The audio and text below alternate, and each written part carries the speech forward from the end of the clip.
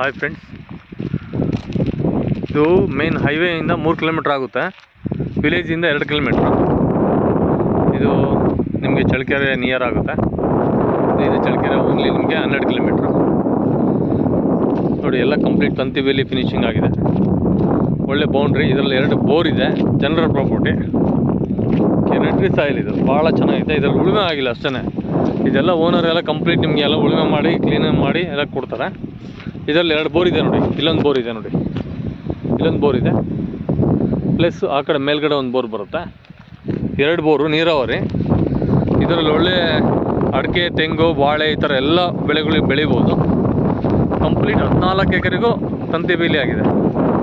ಭಾಳ neat and clean ಇದೆ ನೋಡಿ.